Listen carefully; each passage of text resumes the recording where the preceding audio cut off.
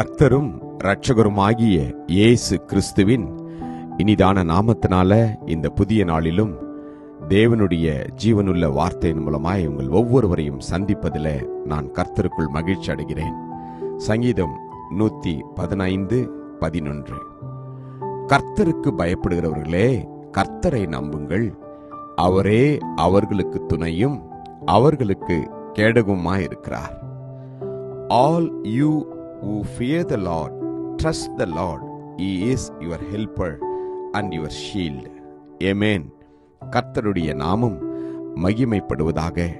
தேவன் நமக்கு துணையாய் இருக்கிற தேவனாய் இருக்கின்றார். நம்முடைய வாழ்க்கையில இத்தனை வருடங்களாய் நம் ஒவ்வொருவரையும் அவர் பாதுகாத்து பராமரித்து வழிநடத்தி வந்த அந்த நல்ல தேவன் இனியும் நம் ஒவ்வொருவரையும் அவர் அப்படியே நடத்த போகின்றார்.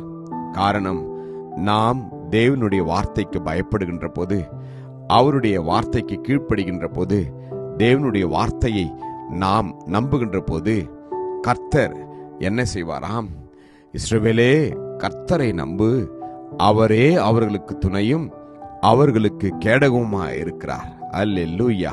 கர்த்தர் நமக்கு துணையாய் இருப்பது மாத்திரமல்ல, நம்முடைய கேடகமாய் இருக்கின்றார். அவர் உங்களுடைய போக்கையும் வரத்தையும் அவர் பத்திரமாய் பாதுகாத்துக் கொள்வார்.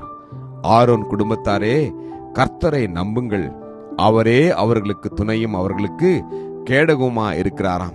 எனக்கு அன்பான தேவஜனமே, இந்த நாளில எங்களையும் எங்கள் குடும்பத்தையும் எங்களுடைய பிள்ளைகளையும் துணை நின்று பாதுகாப்பதற்கு, அவர்களோடு இருப்பதற்கு ஒருவருமே இல்லையே என்று நீங்கள் கலங்கி கொண்டிருக்கலாம்.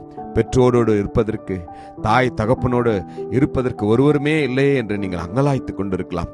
பரிசுத்த ஆவியானவர் இந்த நாளில் நம்மை பார்த்து சொல்கிறார், நான் உங்களோடு கூட இருக்கிறேன். வேதம் சொல்கின்றது, உலகத்தின் முடிவு பரியந்தமும் சகல நாட்களிலும் நான் உங்களோடு கூட இருக்கிறேன். நான் உங்களை விட்டு விலகுவதும் இல்லை, உங்களை கைவிடுவதும் இல்லை என்று வேதம் சொல்கிறது.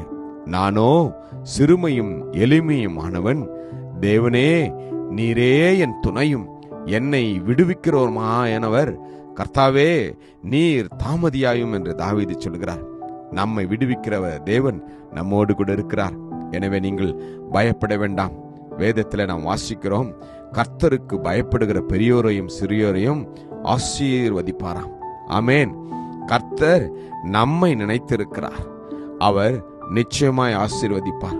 இஸ்ரவேல் குடும்பத்தாரை ஆசீர்வதிப்பார், ஆரோன் குடும்பத்தாரை ஆசீர்வதிப்பார். வானத்தையும் பூமியையும் படைத்த கர்த்தராலே நீங்கள் ஆசீர்வதிக்கப்பட்டவர்கள். ஆமேன். கர்த்தர் உங்களையும் உங்கள் பிள்ளைகளையும் வர்த்திக்க பண்ணுவார்.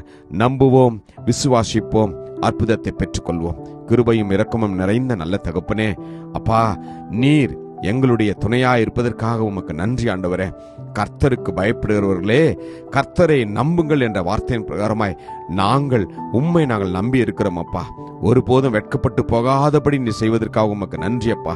உம்முடைய வார்த்தையை நம்பி உம்முடைய வழியிலே நாங்கள் நடக்க எங்களை அர்ப்பணிக்கிறோம். ஆசீர்வதியும் வழிநடத்தியறலும் இயேசுவின் வல்லமுள்ள நாமத்தில் ஜெபிக்கிறோம் ஜீவனுள்ள நல்ல தகப்பனே. ஆமேன். God bless you. Jesus loves you.